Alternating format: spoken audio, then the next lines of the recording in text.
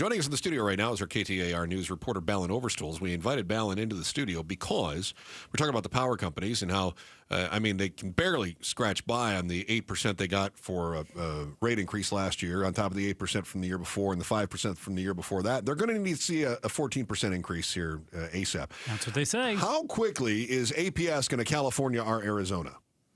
They are really looking to try to get some Southern California rates here. They want more money. And they say it's because of a little devil, of which we have about, I saw 170 of them in the Valley, data centers.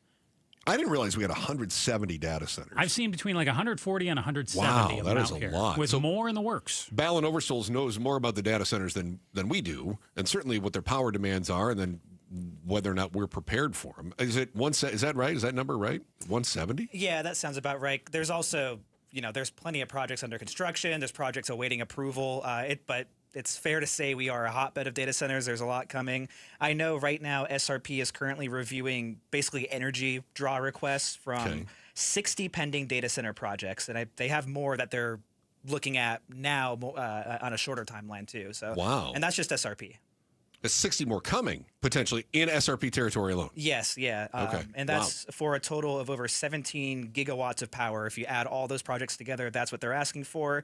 Keep in mind, SRP's record high last week was, for customer energy use, was 8,324 megawatts. Wow. So we're talking about needing an additional double what we're using right now. Yeah. And that's only what SRP is looking at. I don't have the number ahead of me. APS has their own set of data centers they're looking at as well. So these data centers are asking for so much power you could go back to the future, is what you're telling me.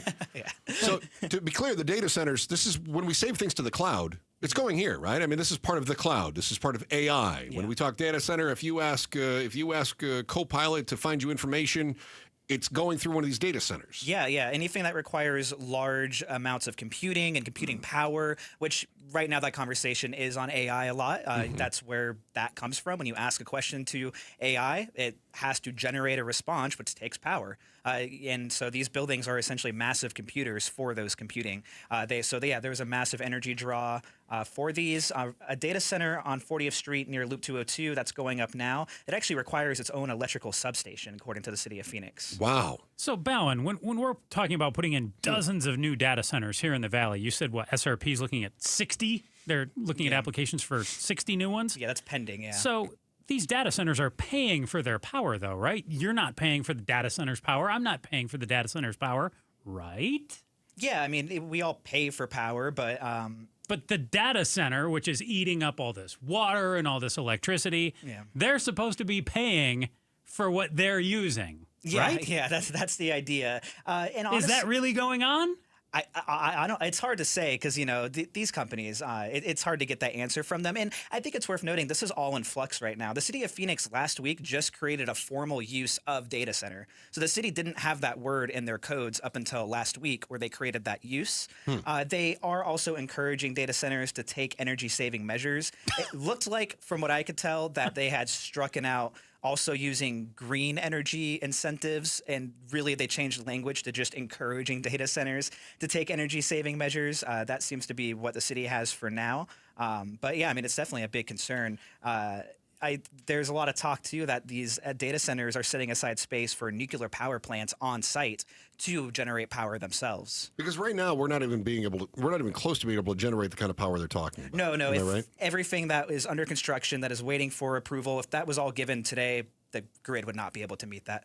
Balin Overstolz, our KTAR News reporter. You mentioned that Phoenix has come up with their own policy. Are we waiting on a patchwork from a number of other cities to come up with their own data center policies? At some point, does the state step in and say, let's just have a blanket policy? Yeah, I haven't seen anything from other cities. We do know during this legislative session, the Arizona legislator approved House Bill 2774, and this would have essentially incentivized those nuclear reactor ideas I was talking about. It would have helped data centers add those. That was vetoed by Governor Hobbs, and I think we're going to see a return to those ideas, both at the state level and, data centers aren't just going into to Phoenix, they're going throughout the valley. So Right. cities will need to create these policies. But right now, a lot of the attention is focused on Phoenix. I think other cities are likely also waiting to see what policy they develop, because the city leaders kept saying, we're not banning this and we want this business still. So that's their concern too, is they want to keep attracting this, but Yeah. also make sure we don't run out our local grid. So there's my concern as